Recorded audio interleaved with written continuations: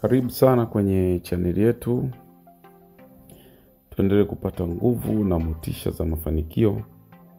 Leo tunazungumzia kitu ambacho kimekuwa siri ya kila mtu aliyefanikiwa duniani. Nidhamu. Watu wengi wana ndoto nzuri, mipango mizuri na hamasa kubwa sana. Lakini wachache sana wana nidhamu ya kutekeleza. Kama unataka kufanikiwa katika kazi, biashara au hata maisha binafsi, lazima ujifunze nguvu ya nidhamu. Sasa nidhamu ni nini? Nidhamu ni uwezo wa kufanya kile kinachopaswa kufanywa hata kama hutaki kukifanya. Ni uwezo wa kuendelea mbele hata kama una uchovu, huna hamasa au hakuna anayekuona. Nidhamu ndiyo tofauti kati ya mtu mwenye ndoto na mtu aliyefikia ndoto. Nakupa mfano rahisi. Kila mtu anaweza kuanza mazoezi, lakini ni wachache sana wanaoendelea kila siku. Hiyo ndiyo nguvu ya nidhamu, kufanya kwa uthabiti na wala sio kwa hisia.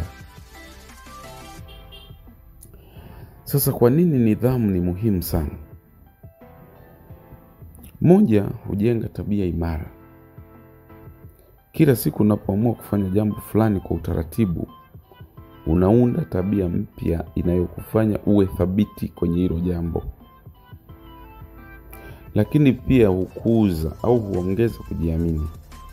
Kila wakati unapotimiza jukumu lako, unajifunza kuamini nguvu zako.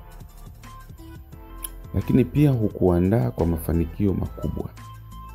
Watu wanaofanikiwa si bora kuliko wengine, bali wana nidhamu zaidi tu. Wanapanga, wanatekeleza na hawategemei hamasa pekee. Mifano ya watu wenye nidhamu nataka nikupatie hapa kidogo. Kuna mwamba mmoja tunaita Michael Jordan. Hakuwa tu na kipaji, alikuwa wa kwanza kufika mazoezini na wa mwisho kuondoka. Na hilo jambo pia analo Cristiano Ronaldo. Ni kwamba consistency alionayo sio ya kikawaida. Unaacha mambo yote, unafuata kile ambacho wewe unaona hiki kwangu ndio bora. Lakini jambo la mfano wa pili ni bwana Elon Musk. Anafanya kazi zaidi ya masaa 80 kwa wiki. Ufikirie huyu mtu ni tajiri namba 1 duniani, lakini anaweza kujiutilize kwa masaa 80 kwa siku. Si kwa sababu analazimishwa, bali ni kwa sababu ana nidhamu ambayo imejengeka kuwa tabia. Lakini mfano wa mwisho nikupe, nafikiri alikuwa ni Nelson Mandela. Aliweza kuvumilia miaka 27 gerezani kwa sababu alikuwa na nidhamu ya imani na maono ya kwamba siku moja nitatoka na nitaendelea na maisha. Unajua mtu mwingine kuwa locked up miaka 27 unakata tamaa na unaendelea, unaweza kaendelea kuishi maisha ya hovyo na mambo yako yote yakafa.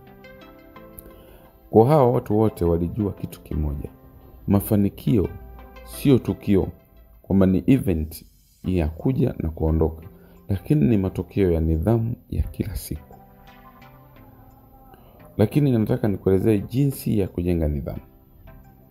Namna gani unaweza kujenga nidhamu? Ya kwanza, anza na mambo madogo. Weka ratiba ndogo. Mfano, kuamka saa 1 kila siku, kusoma kurasa chache kila siku, au kufanya mazoezi ya dakika 10 kila siku.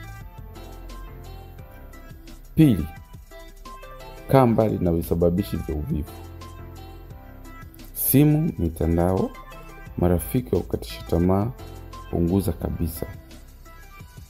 Lakini jinsi ya kujenga ya tatu ni kuwa na malengo ya wazi. Unapojua unachotafuta, nidhamu inakuwa rahisi. Lakini 4, jipe zawadi kwa mafanikio madogo. Hii inasaidia ubongo wako kuzoea nidhamu kama kitu kizuri. 5, jikumbushe kwa nini ulianza. Wakati unataka kukata tamaa, kumbuka sababu yako ya msingi ya kuanza hicho kitu.